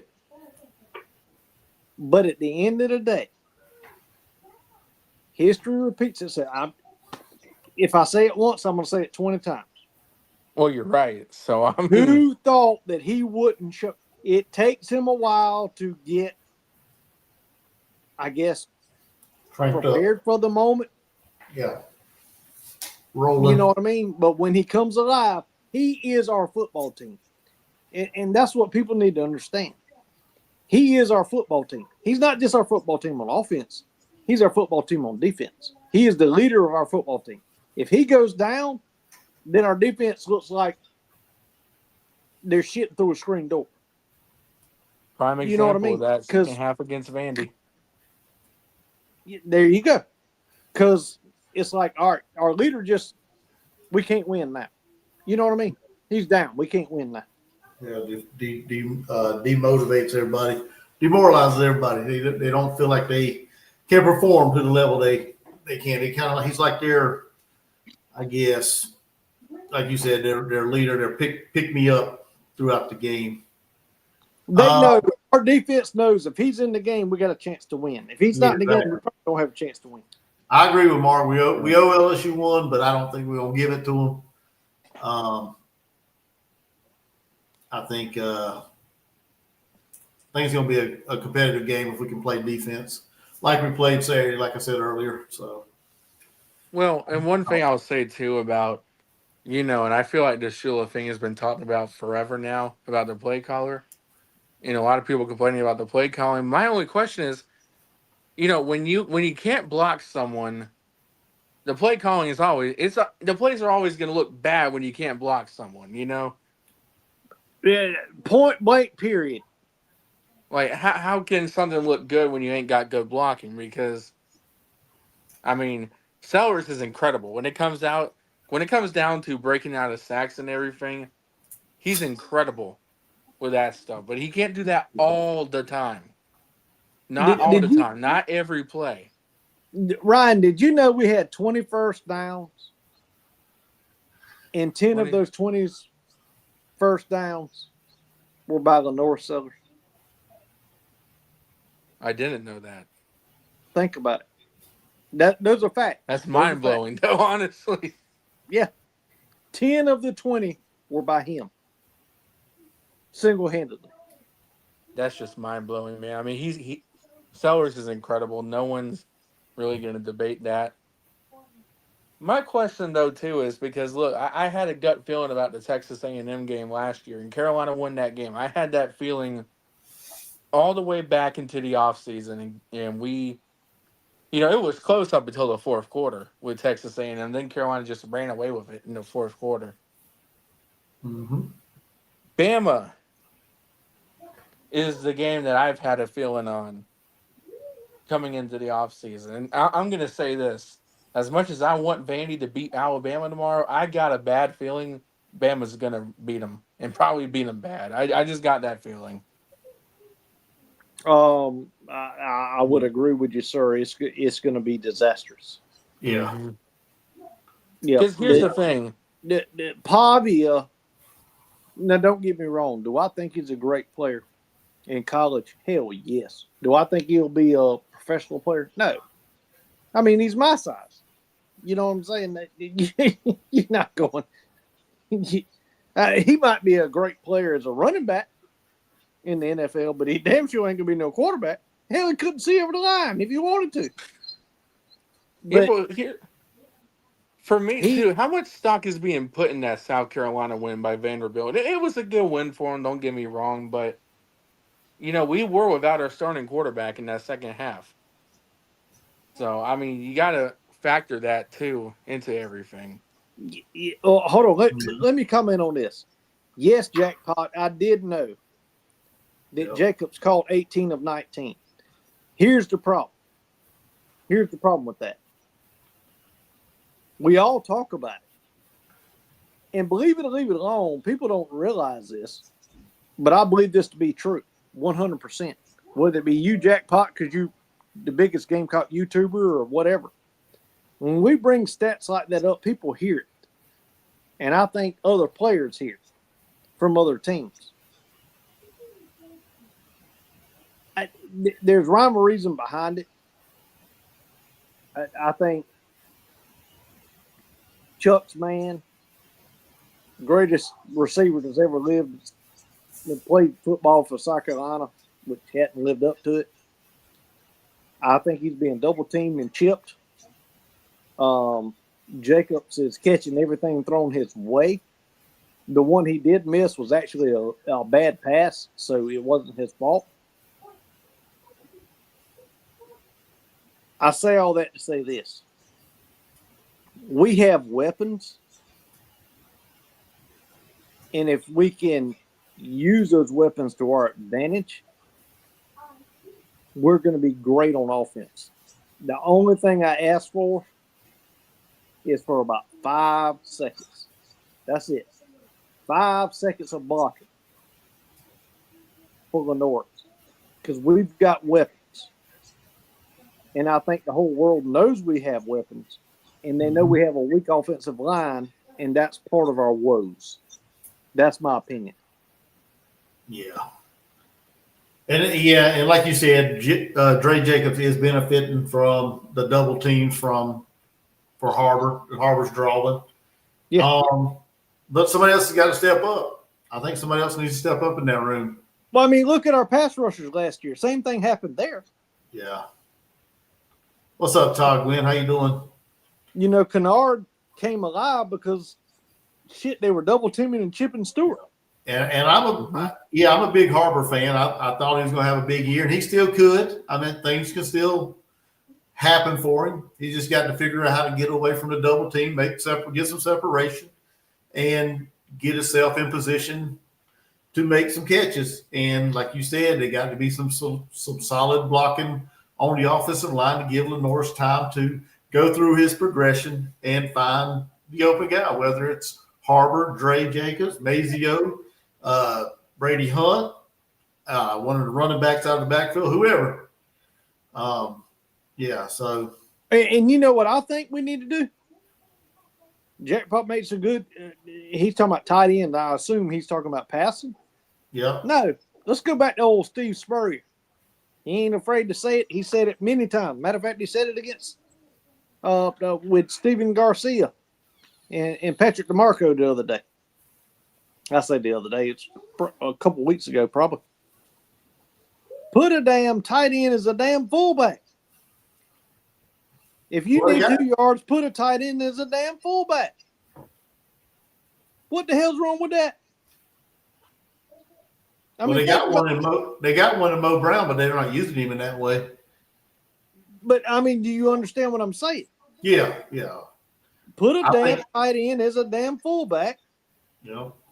Plow the damn road and give the man 2 feet on each side to swizzle right through the line. I mean, it's not freaking rocket science, man. Yeah. But I do say this. If I'm going to throw some shade, which I'm not, I am for a second. I know I just contradicted the hell out of what I just said, but if I'm going to throw some shade, it's Shula. The shade is this. I understand he wanted to make a point we could run the ball against Kentucky, but we didn't do that damn good. Why not show Lenore's off and let Lenore's be Lenore's and air that sumbitch? He threw 300 yards against Missouri. 300 yards. We were in the game in the last quarter, in the damn game that we shouldn't have even been in. Because Lenore was taking the top off of them. I think he could have threw for over 300 against Kentucky if he would have. He could have threw for 400. Yeah. If they'd have called the damn plays. Yeah. Billy said something I want to respond to real quick. Betting he will be back at Vandy next year. He's referring to Pavia. So there was, I think there was some wrong information or something that On Free or someone put out a couple weeks ago about Vandy Diego Pavia suing to get another year of eligibility. And he Diego immediately came on Twitter and said, "Nope, this is his last year." So yeah, Pavia himself squashed that. So Pavia's gone. Yeah, he's gone. And the boy will play in the NFL, but he ain't gonna play quarterback. He won't be no quarterback, no. No. To our Clemson friends in here, I'll say something that might make you feel a little bit better. I don't think you're going to have a problem with North Carolina this weekend. I don't. Look, for as bad as some things have been going for Clemson this year, North Carolina, they're a disaster right now. There's so much wrong with North Carolina. If y'all happen to lose that game, and I'm not saying this to troll, shut down the football program because That you lose to this North Carolina squad, you got to start thinking, does the team just flat out quit at that point? Because Yeah, I agree, Ryan. They would quit. yeah, the season's over. Well, all that preseason hype for Clemson's already long out the drain anyway. You lose to this North Carolina squad. Holy shit. That's all I'm going to say. Well, let me ask y'all this. And I'm bringing a little history up here. Everybody use your little Rolodex in your brain, okay? Oh, Lord. Tell me how many great college football coaches were great in the NFL. Tell me how many great NFL coaches were great in college football. I can name a couple, but it's only a couple. I'd say Pete Carroll. Jimmy Johnson, Pete Carroll. Yep. Mm-hmm. He had success in both. Yep. Who else? Oh, man. Did Nick Saban? Let me answer that for you. No. Did Steve Spurrier? Let me answer No, that. Lord, no. He failed in Washington. Who else? Well, you know what? Harbaugh, to be determined. To be determined. Yeah. I mean, he was good at the 49ers. He was great at Michigan, and now he's back with one of them California teams. Which teams? I don't keep up with the NFL. San Francisco, ain't it? No, he's not at San Francisco. That's where he was before he got to Michigan. Hell, I don't know. I don't watch the NFL. What's up, Hickman boys? How you doing? But at the end of the day, that doesn't happen very often. And for Belichick to come in, Lou Holtz. Oh, Bill Walsh, Jackpot says. I don't remember Bill Walsh as a college coach, but I don't either. I don't remember that, Jackpot. You got me on that one. yeah, I know he did damn good at the 49ers, but TRD said he's at the Chargers. And TRD also thinks they're going on an 8-0 run starting tomorrow, even though he don't have confidence in his team covering the spread against North Carolina. He thinks they're going to go on an 8-0 run. Okay, Jackpot said that Walsh was at Stanford. I did not realize that. Huh. He was at the tree? I didn't realize that either.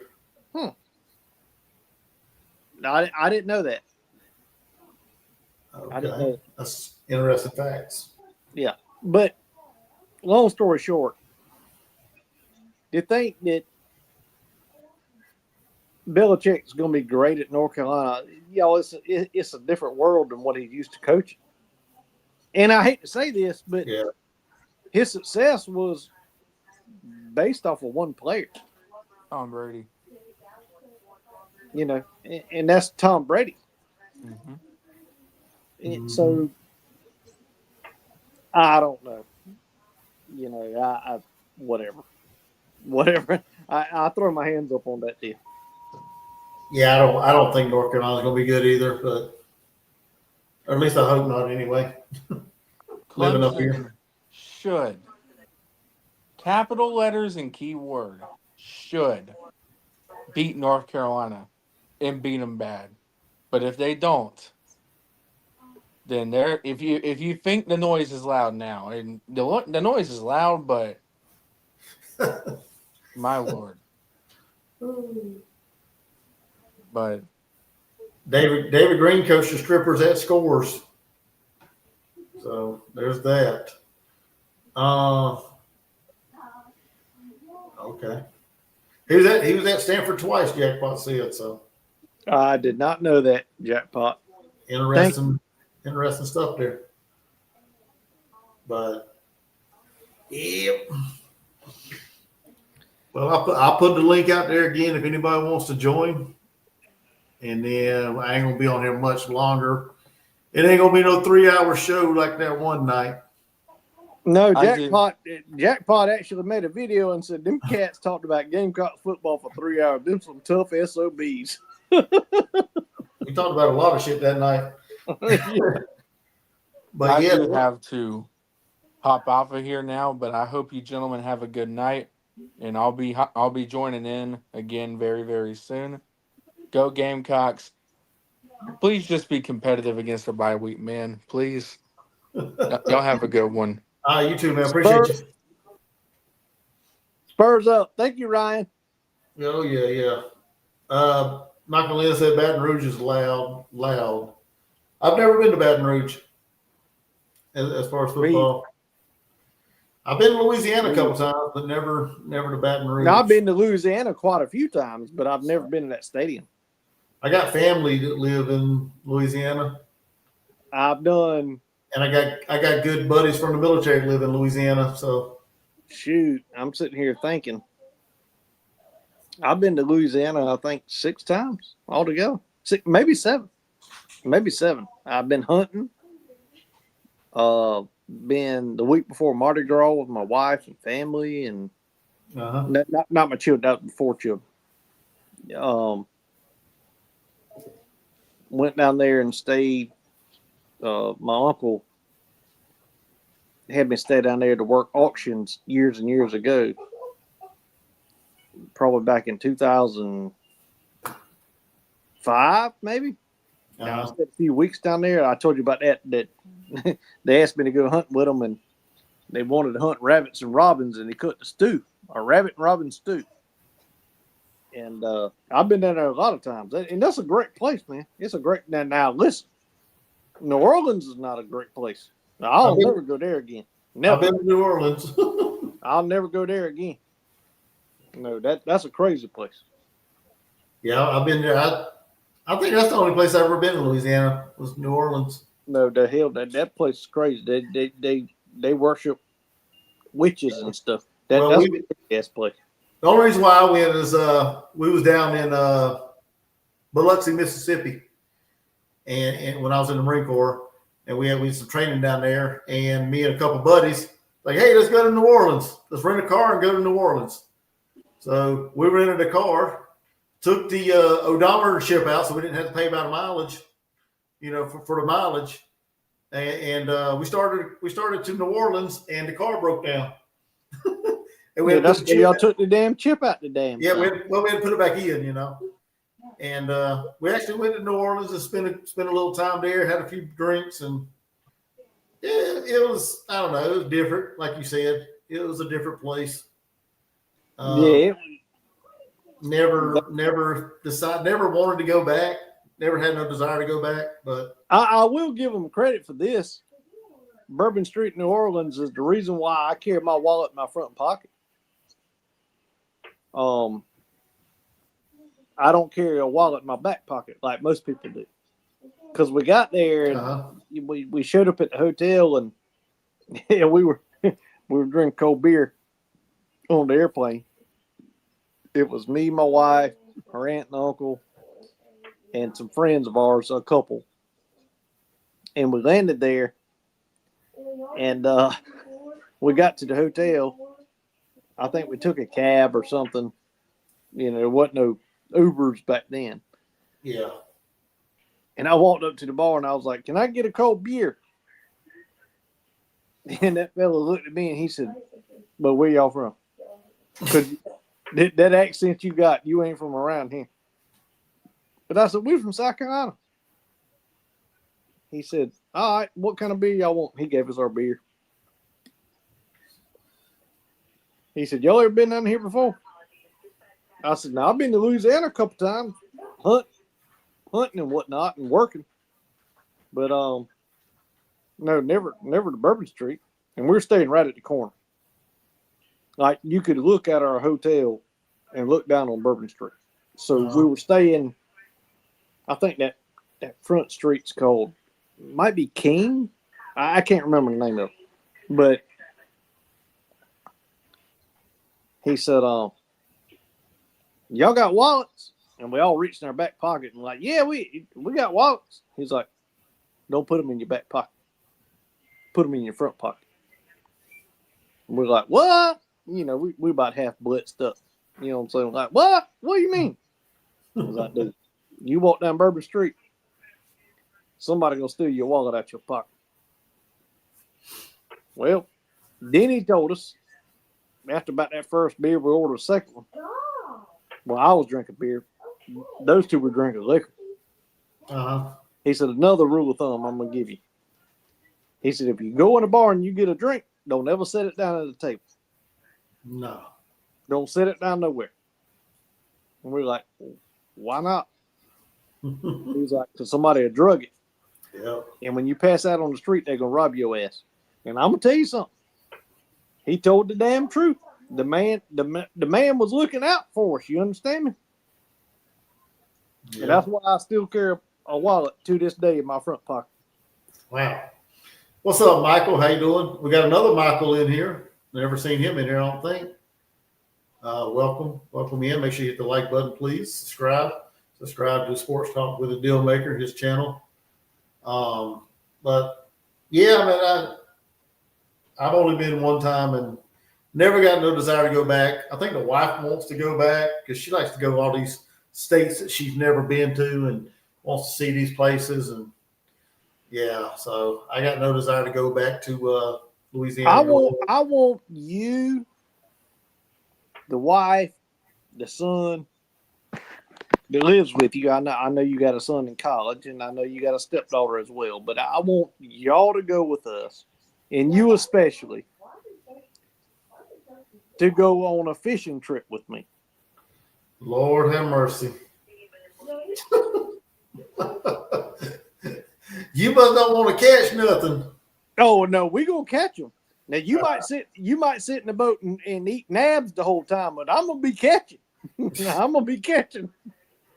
I'm not one to be sitting out on a boat catching fish. I mean, I hang out with you, I guess, but I ain't one to get out there and go fishing. Well, our families are so close that our wives and children would hang out together while you and I went fishing or hunt. You know what I mean? Nah, I'm not hunting either. God I'm almighty. not going to sit in no tree stand. I'm not going to sit out in the woods. No, wait on no deer. I'm talking about standing in 3 foot of water shooting birds, shooting ducks. Oh Lord. Yeah. Was the guy that was on the show already at boot camp? Oh, you talking about Tristan? Was it Tristan Davis? I think it was. He said he goes in October, but I don't know exactly what day he left to go. Well, David Green's got a point. Catch a fish and drink a beer. Hell yeah. You ain't gonna catch fish and not drink beer. I don't do either one of them well. This man don't eat mayonnaise. And yes, Billy Cole, I got a son in college. He didn't know that. I don't know. He just said his son in college, question mark. Yeah, he goes to Charlotte, which is the team that's losing real bad right now. Yeah. So yeah, I don't know what day he was leaving to go to basic. I know he said October, but I can't remember exactly. And David Green, I can't do either one of them. Drink beer, I can catch fish, but I wouldn't have a good time doing it. That's not my thing. No, y'all, he too sissified. That ain't got nothing to do with it, man. I said I could catch them. I said it's not my thing to do. I probably had to take them off for him. Yeah, you would. I'm not touching them nasty things. See there. I let him run with it till he takes it out of his mouth.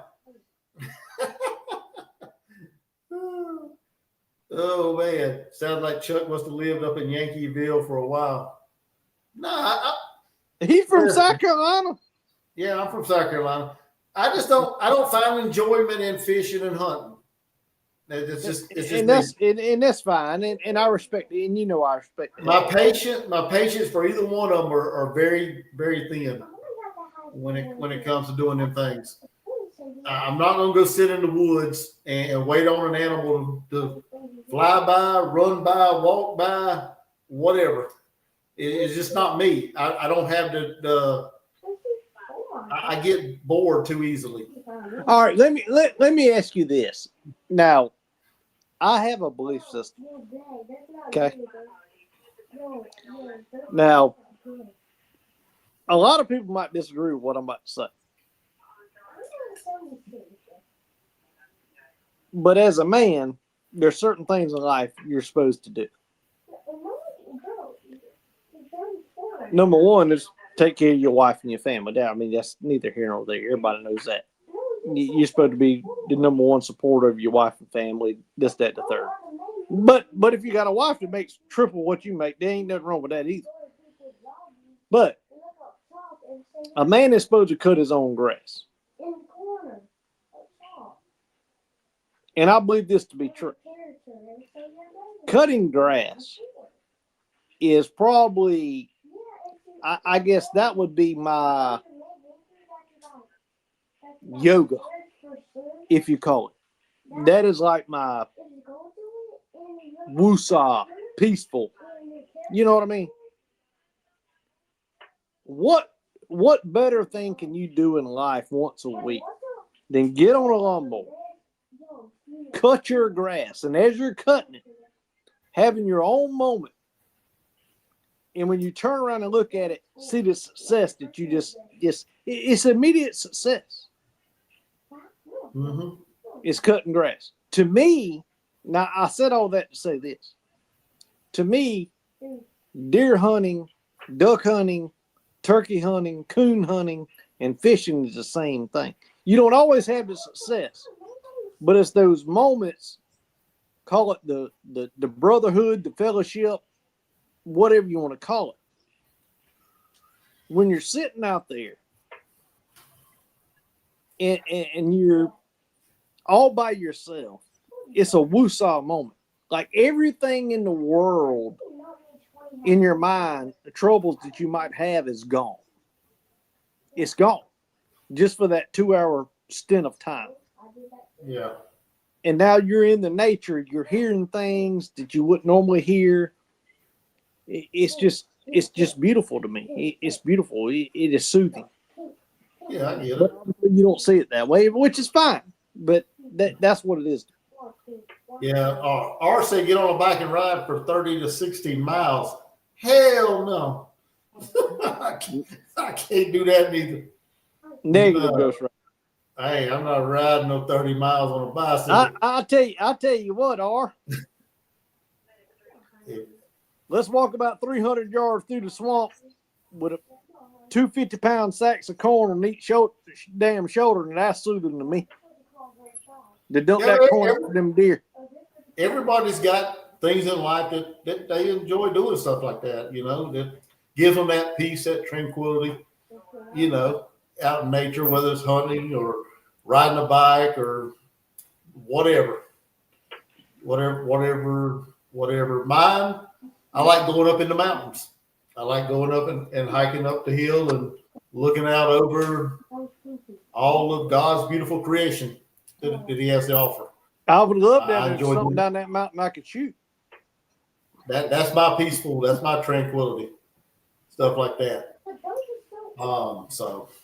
But no, I'm not. I would go hunting with or fishing. I wouldn't go hunting. I would go fishing with you. I wouldn't go hunting with you, but I would go fishing just to shoot the shit. Do you know what my daughter told me yesterday? Now she's got a rifle. I bought a rifle last year, or actually this year, for my daughter and my son, but his arms are not quite long enough to put the stock on the shoulder and shoot it. She said, "Daddy," she said, I've been hunting with you a few times. I'm like, yeah. And she had a 22 rifle, and she could shoot that pretty good. I bought her a 7mm 08. She said, "I want to get really good with that rifle." I said, "Okay, ain't no problem. We get good with it." She said, "I want to kill a deer this year." I'm like, "You do? You actually want to kill a deer?" She's like, "Yeah, I want to kill a deer." She said, "I've been in the stand with you when you did it. I want to kill a deer."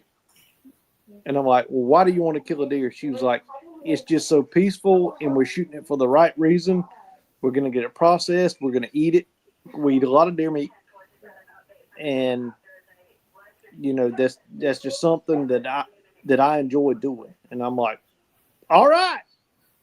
That's my daughter that said that. You know what I'm saying? I enjoyed the hell out of that. Oh yeah.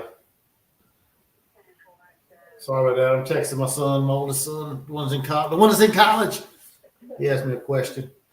I had to go back to a question. Michael Lynn, I don't know what he was talking about, but he said Nolan Hay or Newsom.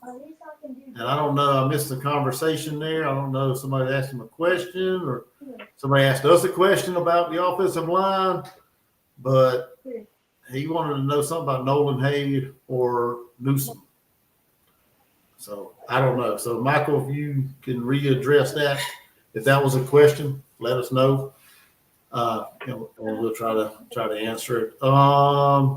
Dang, R's a fitness buff. He runs 3 miles, 3 to 4 miles a week. Well, good for you, Bubba. 3 miles 4 times a week. If you catch me running, that's something that I ain't running from no man. I ain't running from no animal. But if I go to running, a boar hog didn't got after me. Well, the only time I ever ran was in the military, and that's because I had to. I take that back. Me and the wife, we ran a lot of 5Ks. Here up until about 5 or 6 years ago.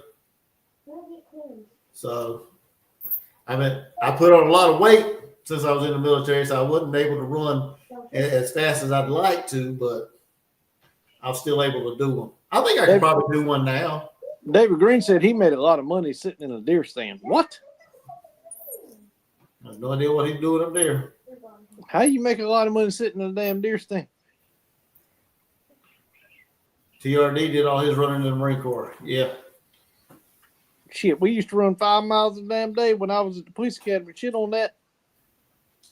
Okay, Michael want to know, who would you rather have at center, Newsom or Hay? Nolan Hay. I like Newsom. I think he done the better of the two. From the small sample that we've seen from Hay, I think Newsom's probably going to lock that position down. I'm not going to call it either way. Barred any kind of injury situation, I think he'll lock it down. I'm not going to call it either way. Shit, I ain't seen nothing but a damn line that gives me confidence to call it either way. So, yeah. David Green said he's thinking in the peaceful quiet and improving business strategy. So there you go. That I agree with. He goes out there and that I agree with. And a lot of times you're sitting there, and David, at least me, I'm sitting there, and I might have my boy with me, might have my daughter with me. Shit, a lot of times I got my wife with me too. And I'm sitting there, and it's just so quiet, and I'm listening to the birds, and I'm watching the squirrels, and it's my moment away from reality.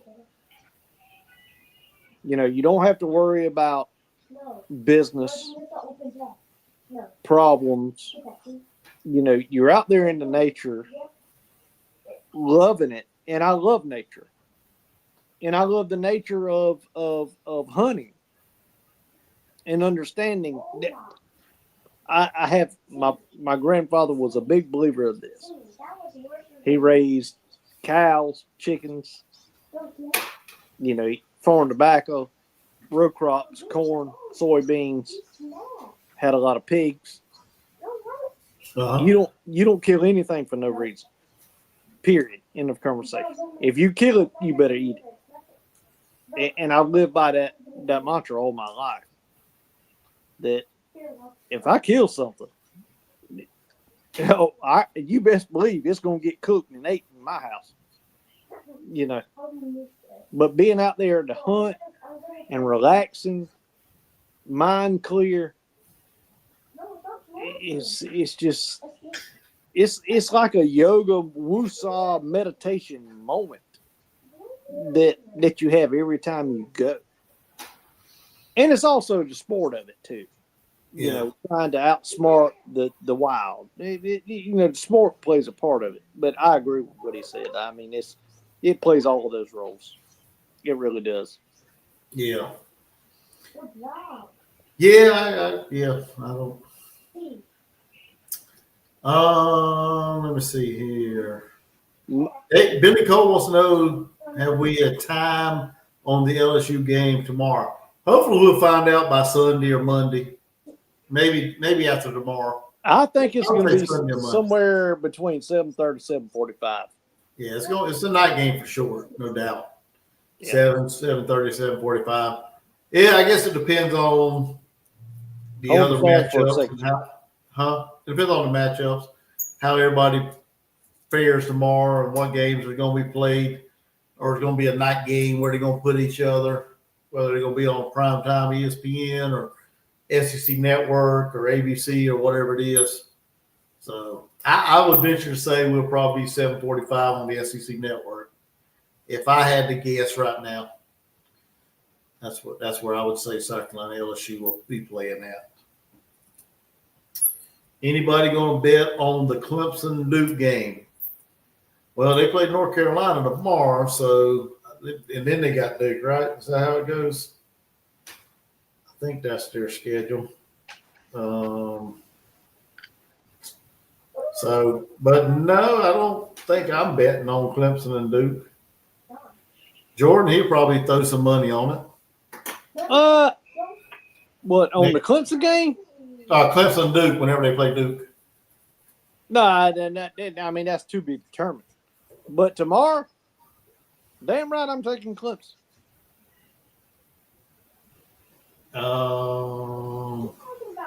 Trying to see if. Yeah, they play Clemson. No Boston College? Who the hell would bet on Boston College?